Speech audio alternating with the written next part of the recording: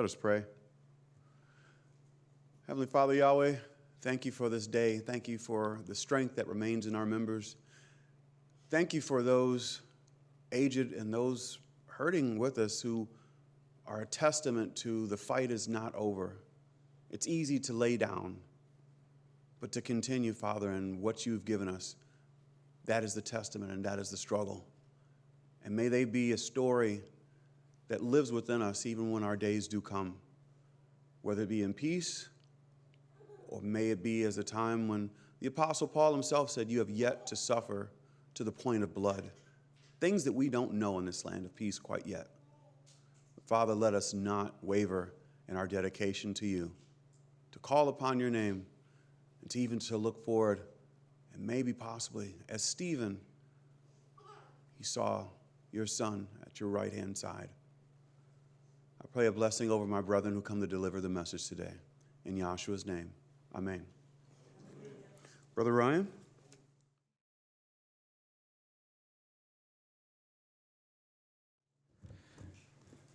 Getting ready for my message, I was worried I wasn't going to have enough content, so I started writing it. Next thing you know, I'm now worried that I'm going to go way over. So Jose promised me that he'll shorten his. But anyway, you know, the most contested piece of real estate in the world sits on 225 acres. Just 225 acres. It has 4 quarters. It's been attacked 52 times, captured and recaptured 44 times. It's been besieged 23 times. Countless souls have perished behind its walls, and it's still known today as the City of Peace. Yerushalayim. This name is believed to be interpreted as a combination of Yireh, which in Hebrew means he will see to it, and Shalem, which is the city of the king Melchizedek.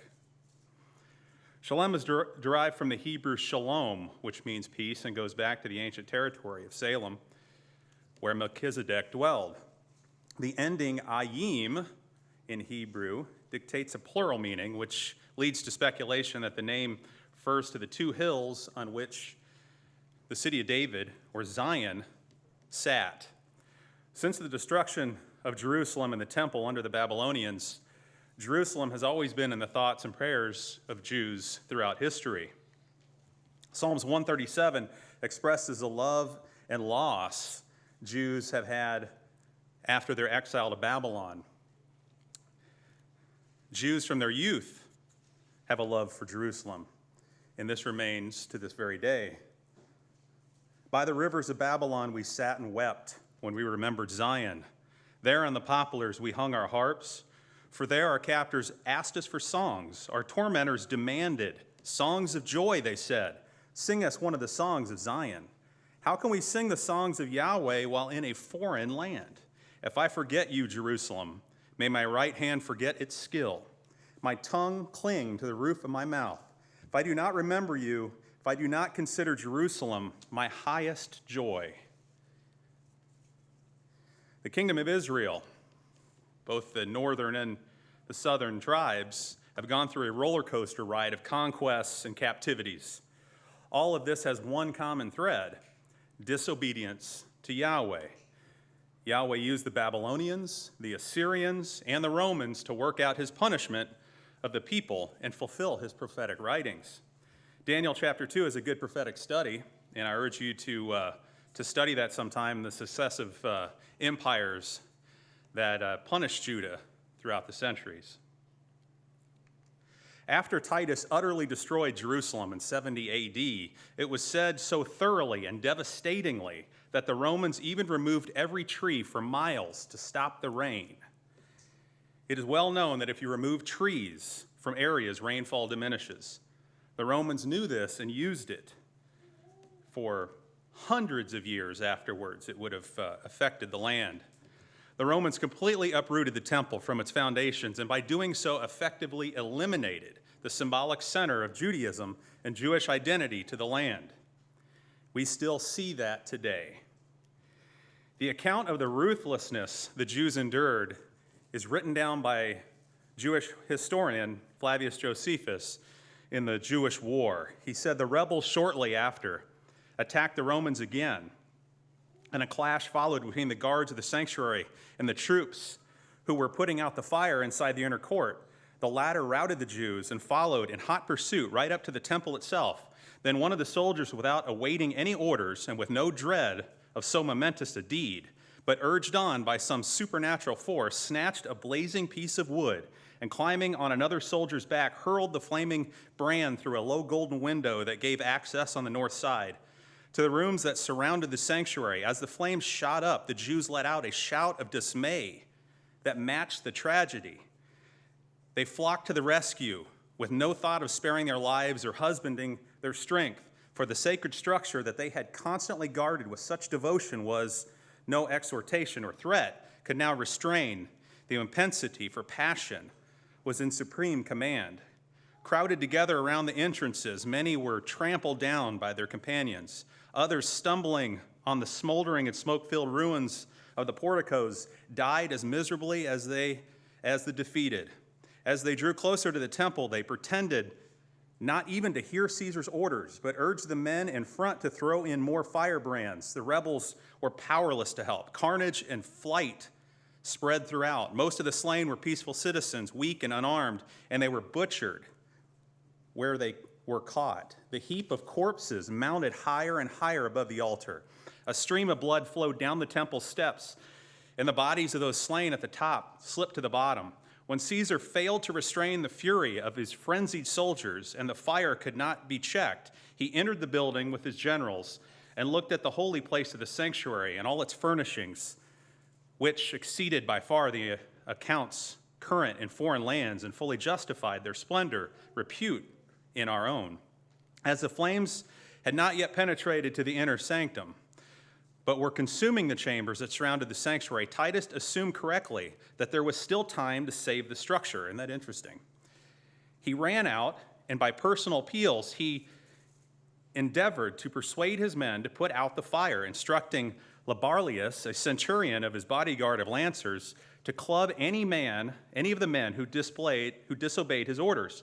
But the respect for Caesar and their fear of the centurion's staff, who was trying to check them, were overpowered by their rage, their detestation of the Jews, and an utterly uncontrolled lust for battle. Most of them were spurred on, moreover, by the expectation of loot, convinced that the inner was full of money and dazzled by observing that everything around them was made of gold. But they were forestalled by one of those who had entered into the building, and who, when Caesar dashed out to restrain the troops, pushed a firebrand in the darkness into the hinges of the gate. Then, when the flames suddenly shot up from the interior, Caesar and his generals withdrew, and no one was left to prevent those outside from kindling the blaze. Thus, in defiance of Caesar's wishes, the temple was set on fire. While the temple was ablaze, the attackers plundered it, and countless people were caught by them, were slaughtered. There was no pity for any age, no regard was occurred rank. Children and old men, laymen, priests alike were butchered. Every class was pursued and crushed in the grip of war, whether they cried out for mercy or offered resistance. Through the roar of the flames streaming far and wide, the groans of the falling victims were heard. Such was the height of the hill and the magnitude of the blazing pile that the entire city seemed to be ablaze, and the noise, nothing more deafening and frightening, could be imagined. There were the war cries of the Roman legions as they swept onwards in mass, the yells of the rebels encircled by fire and sword, the panic of the people who, cut off above, fled into the arms of the enemy, and their shrieks as they met their fate. The cries of the hill blended with those of the multitudes in the city below. And now many people who were exhausted and tongue-tied as a result of hunger, when they beheld the temple on fire, found strength once more to lament and wail. Perea and the surrounding hills added their echoes to the deafening din, but more horrifying than the din were the sufferings. The Temple Mount, everywhere enveloped in flames, seemed to be boiling over from its base, yet the blood seemed more abundant than the flames, and the numbers of the slain greater than those of the slayers. The soldiers climbed over heaps of bodies as they chased the fugitives. A horrific sight.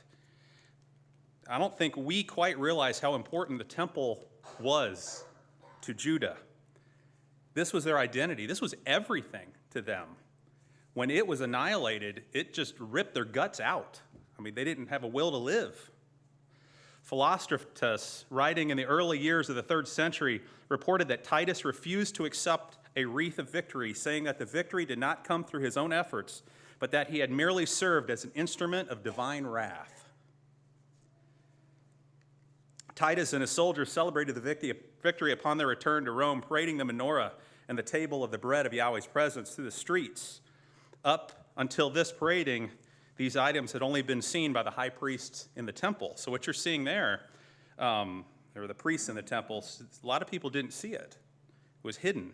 These artifacts eventually were on display in Rome in a temple which was ironically called the Temple of Peace. After the Ostrogoths sacked Rome, these artifacts were lost in time. Many believe the Vatican has them. Some believe the Ostrogoths melted the gold down. This event is memorialized in the Arch of Titus in Rome, and you can see this today. This image here is on the side of the arch. To this day, Jews refuse to walk through it. Josephus claims that 1.1 million people were killed during the siege, of which a majority were Jewish. After the Romans killed the armed and elderly people, 97,000 were enslaved and then brought to Rome. Josephus attributes this to the celebration of the Passover, which was the reason for the vast number of people present, resulting in such a massive death toll. The temple gold was used to fund the construction of the Colosseum, and Jewish slaves were forced to build it in Rome. Thousands of slaves were forced to become gladiators and eventually died in Roman arenas, entertaining the people of Rome. And so was the sad end of Judah and Jerusalem. It wasn't until 1948 that Jews reclaimed their homeland. And once again, Israel is a major force in the Middle East. This had to take place because Yahshua's return to the Mount of Olives was prophesied by the prophet Zechariah, who said, "And I will pour out on the house of David and the inhabitants of Jerusalem a spirit of grace and supplication. They will look on me, the one that they have pierced, and they will mourn for him as one mourns for an only child, and grieve bitterly for him as one grieves for a firstborn son." You can see that in Zechariah 12:10. For that to happen, the Jews have to come back to the land. There's a time when we will see a new Jerusalem, a permanent Jerusalem, a true city of peace, not a city in pieces. I like to break Jerusalem down to 3 historic phases in time. This is my own rationale here. I got Melchizedek's Salem, David's Salem, and Yahshua's Salem. Melchizedek's Salem, who is this shadowy character known as Melchizedek? The name is composed from the 2 elements Melech in Hebrew, which means king, and Sedek, which means righteousness. He is first mentioned in Genesis 14, starting at verse 13. You can turn there with me if you would.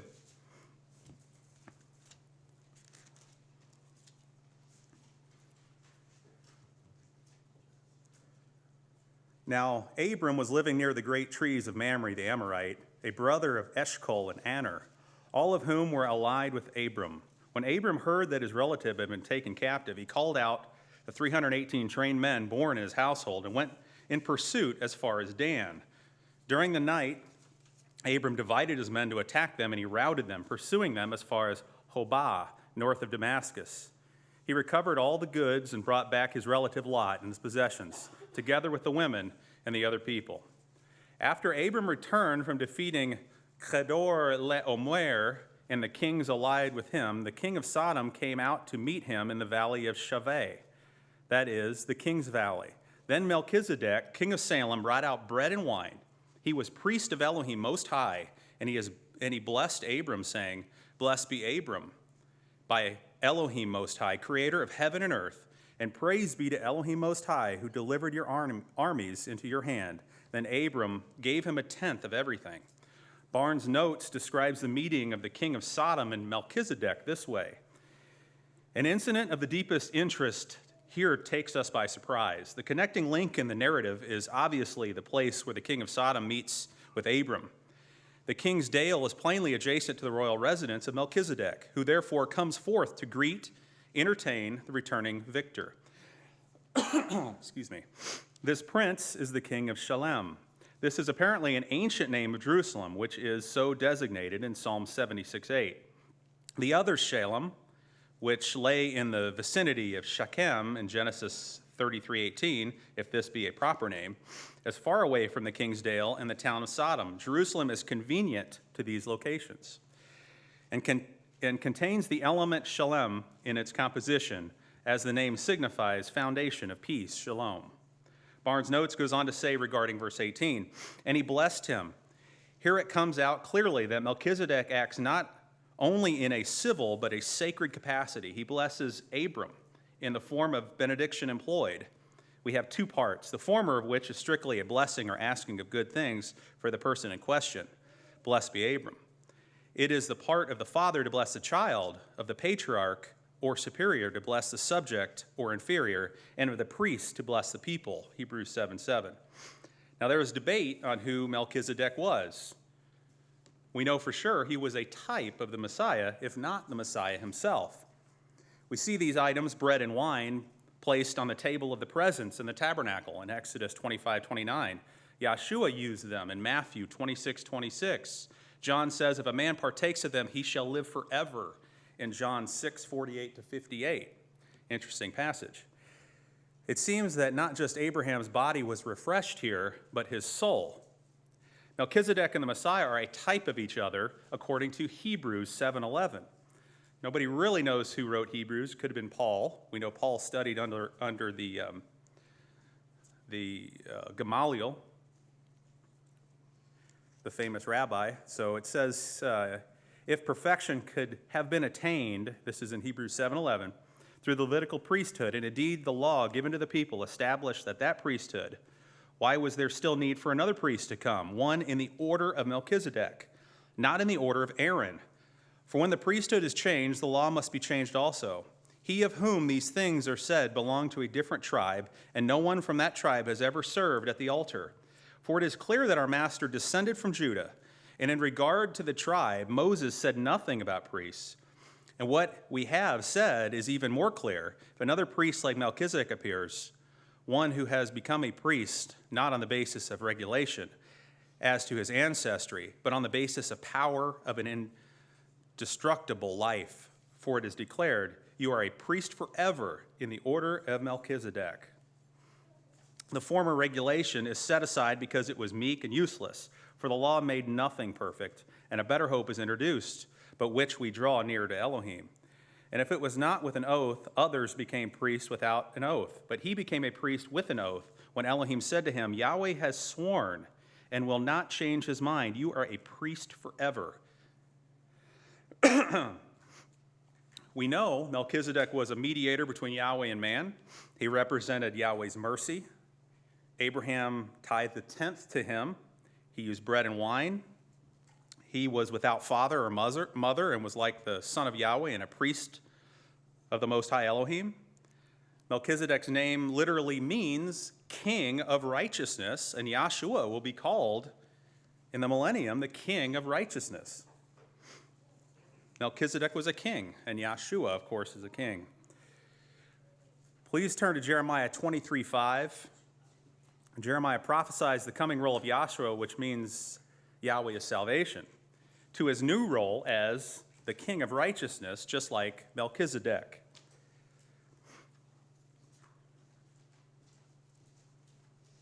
The days are coming, declares Yahweh, when I will rise up for David a righteous branch, a king who will reign wisely and do what is just and right in the land. In his days, Judah will be saved and Israel will live in safety. Verse 6 from the Masoretic text.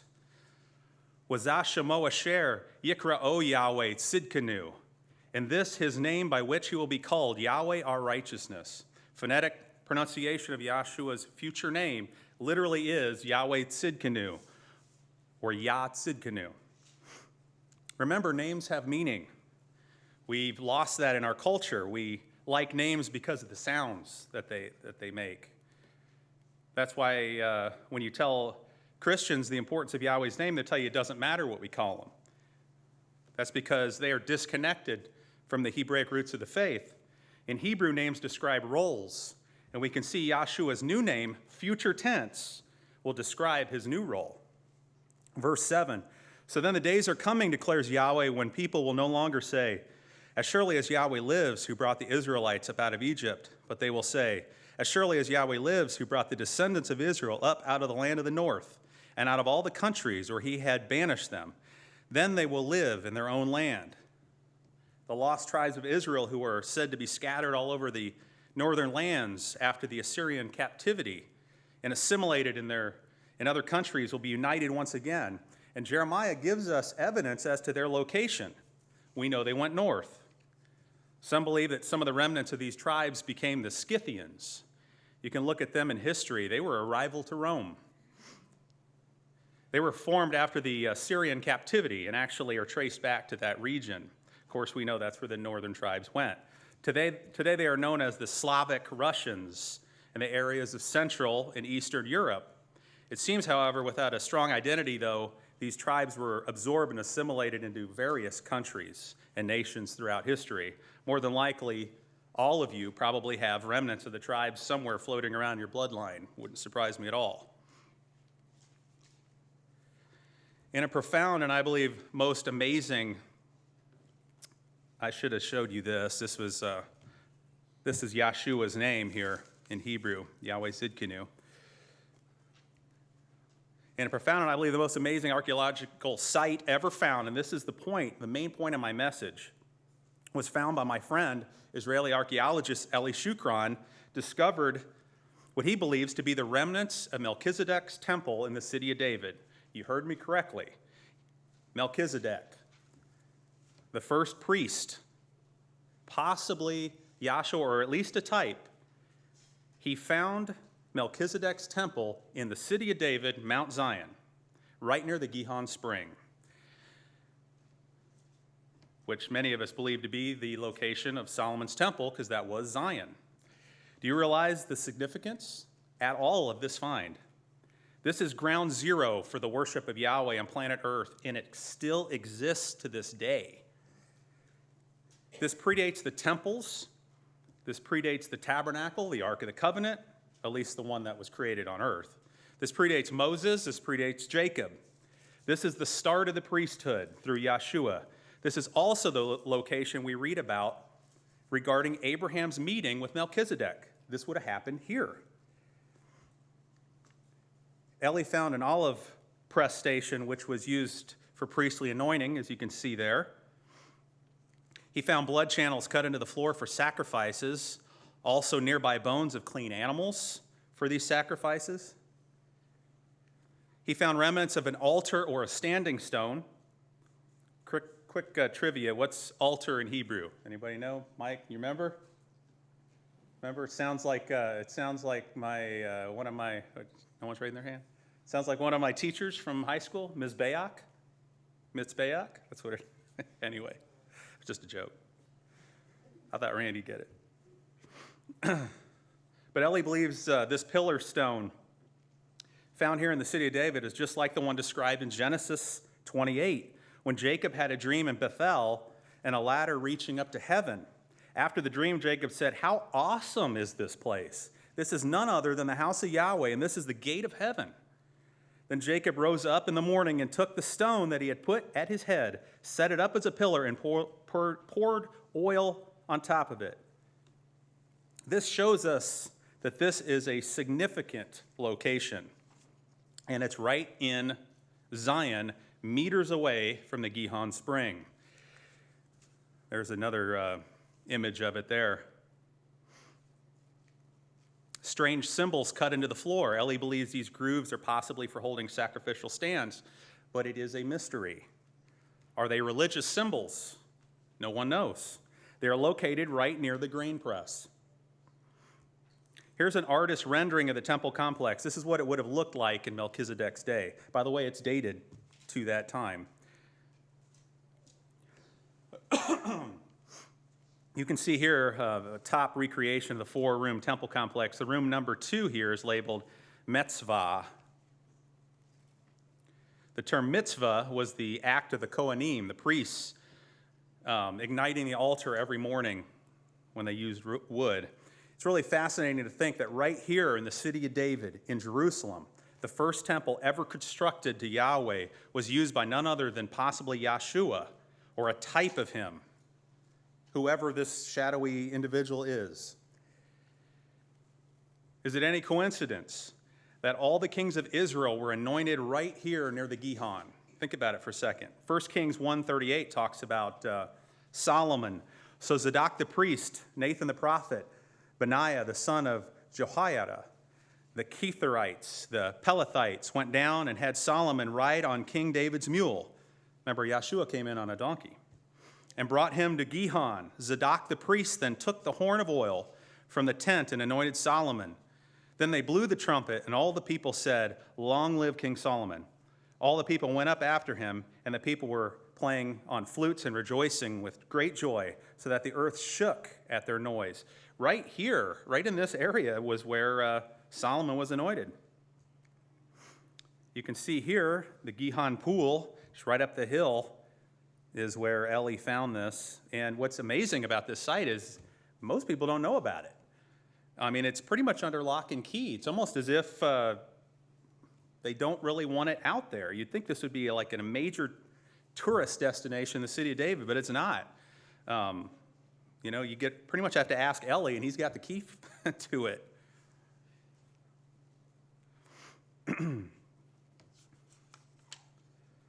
I have to wonder if maybe, just maybe, this is just speculation on my part, what if the olive oil used in the temple was made right in this location on that olive press? Who knows? That's just something, I guess your mind kind of starts wandering when you think about possibilities. Well, let's get to part 2, David's Salem. Jerusalem goes by several names in the Bible: Salem, Jebus, Zion, the city of David. They're all synonymous. At some point in history, the Jebusite Canaanite tribe conquered this location and named it Jebus. No doubt important because of its valuable siphon spring, the Gihon. During the time of the conquest of Canaan, under Joshua, Jerusalem had remained in Jebusite control. Judah or Benjamin could not dislodge the Jebusites from the city. In Judges 1:8, it says, the men of Judah attacked Jerusalem also and took it. They put the city to the sword and set it on fire.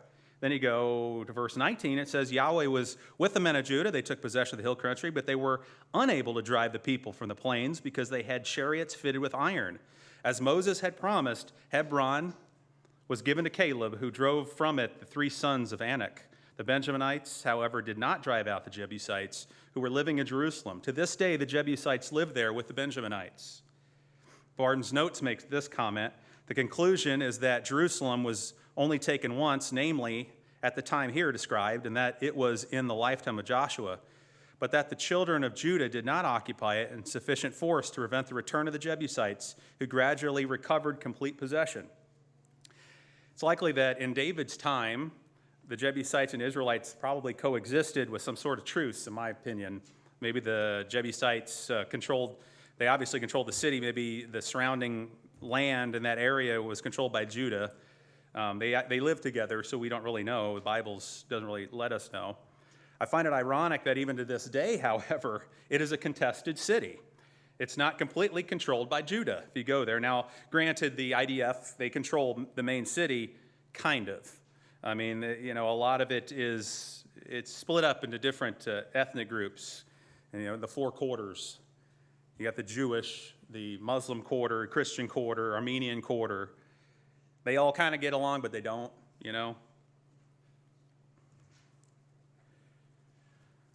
The city would have to fall, though, because remember, it was the inheritance to Benjamin. Joshua 18:20, these were the boundaries that marked out the inheritance of the clan of Benjamin on all sides. The tribe of Benjamin, according to its clans, had the following towns: Jericho, Beth, Heglah, and Mech. I'll skip down to verse 25. Gibeon, Ramah, Beroth, Mitzpah, Kephirah, Mozah, Rakim, Erpeel, Tarlah, Zelah, Heleph, the Jebusite city, it even names it, that is Jerusalem, Gibah, and Karith, 14 towns and their villages. Interesting, it says the Jebusite city, because it wasn't theirs yet. This was the inheritance of Benjamin for its clans. It wasn't until King David, 3,000 years ago, that this city was totally conquered completely from the Jebusites. David then established his capital there. The Megalim Institute devoted to the city of David's discoveries in Jerusalem produced a great 4-minute video that I would like you to watch regarding David's conquest of the city. Eli Shukron discovered David's citadel, among other things, with Professor Ronnie Reich. And they just amazing finds there. It blows me away when you go there and you walk through it. But up until this time, these discoveries, Zion or the city of David, it was a mystery. They're finding so much information right now that's just amazing, that's just kind of letting us all into that the Bible, number one, is true. It's factual, but it's exciting because of the things they may find in the future. But anyway, I'd like to start this video for you. If we could maybe dim the lights.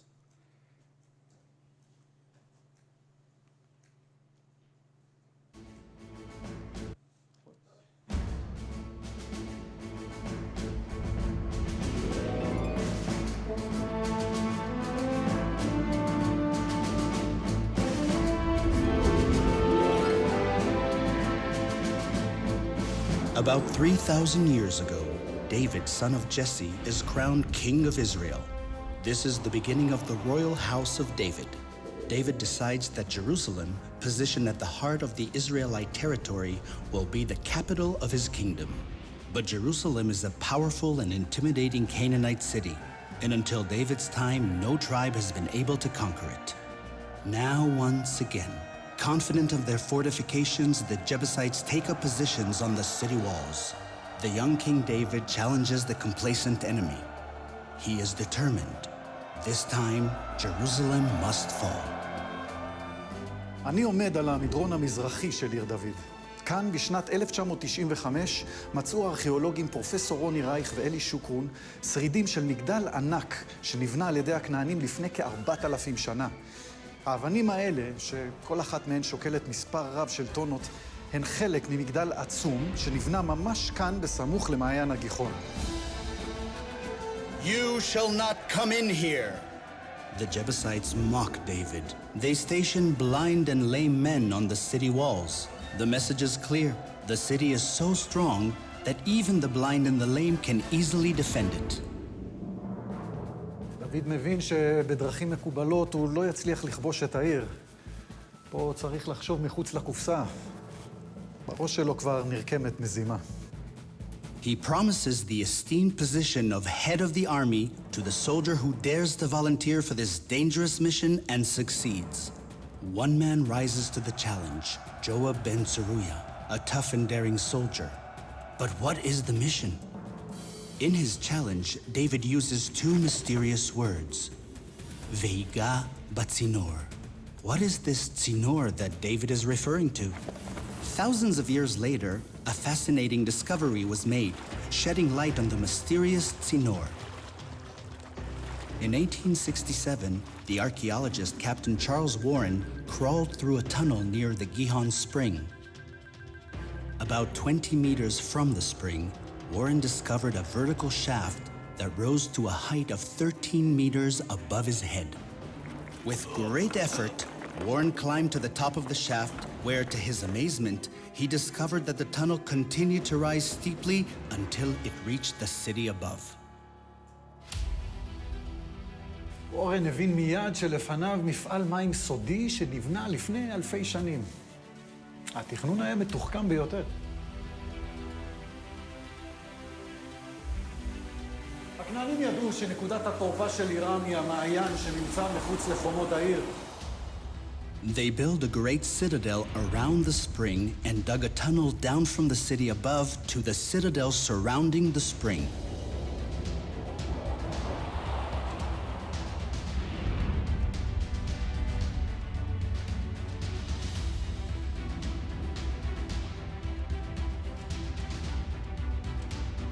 דוד מגלה את מפעל המים הקדום.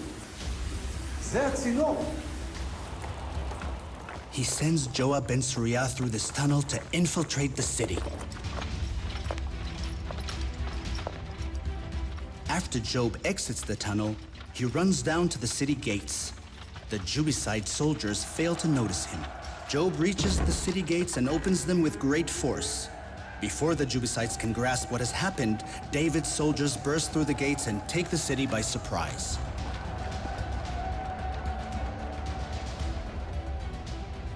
But David captured the fortress of Zion, which is the city of David.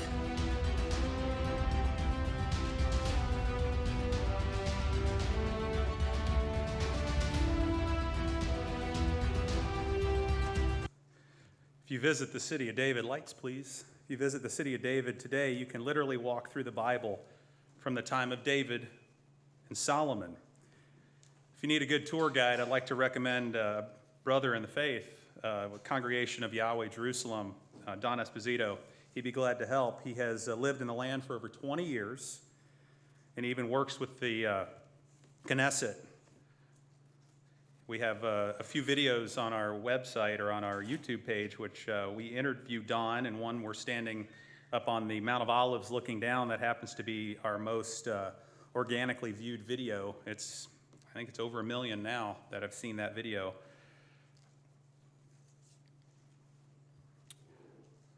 Let's get to the last one, Yahshua's Salem.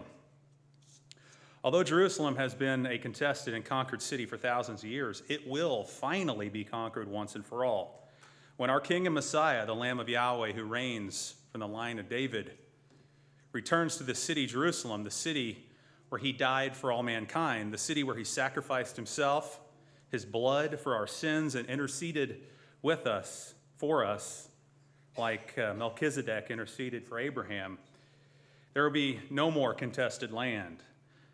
As Jeremiah prophesied in chapter 23:5 from the Masoretic text, Hanei yamim ba'im na'um Yahweh. Behold, the days are coming, declares Yahweh, when I will rise up for David a righteous branch. Yamalek malek weheskil wehesa mispat utzdaka ba'aretz, and shall reign a king and prosper and execute judgment and righteousness in the earth. In his days Judah will be saved, wa Yisrael yeshkun lebetah, and Israel will dwell in safety. It's amazing what's in store for all people. On that day, his kingdom will be an everlasting kingdom, and his city, Jerusalem, the most beautiful city ever built, on that day, he will be our Melchizedek, our King of righteousness. Yah Sidkenu, Yahweh our righteousness. Revelation 21:9. And he carried me away in the spirit to a mountain great and high, and showed me the holy city, Jerusalem, coming down out of heaven from Yahweh. It shone with the glory of Elohim, and its brilliance was like that of a very precious jewel, like a jasper.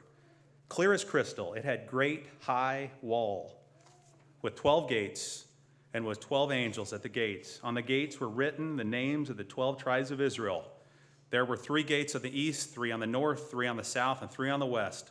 The wall of the city had 12 foundations, and on them were the names of the 12 apostles of the Lamb.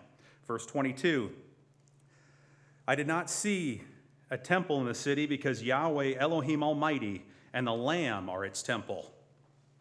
Think about that for a second. The city does not need the sun or the moon to shine on it, for the glory of Elohim gives it light, and the Lamb is its light, or its lamp. The nations will walk by its light, and the kings of the earth will bring their splendor into it. On no day will its gate ever be shut, for there will be no night there. The glory and honor of the nations will be brought into it. Nothing impure will ever enter it, nor will anyone who does what is shameful or deceitful, but only those whose names are written in the Lamb's book of life. Jerusalem is an amazing city with an amazing future. Everything from Genesis to Revelation culminates in this one city. Psalms 122, I'd like to leave you with this. I rejoiced with those who said to me, let's go to the house of Yahweh. Our feet are standing in your gates, Jerusalem. Jerusalem is built like a city that is closely compacted together. That is where the tribes go up, the tribes of Yahweh, to praise the name of Yahweh, according to the statute given to Israel. There stand the thrones for judgment, the thrones of the house of David. Pray for the peace of Jerusalem. May those who love you be secure. May there be peace within your walls and security within your citadels. For the sake of my family and friends, I will say, peace be within you. For the sake of the house of Yahweh our Elohim, I will seek your prosperity. May we all pray for the peace of Jerusalem. Hallelujah.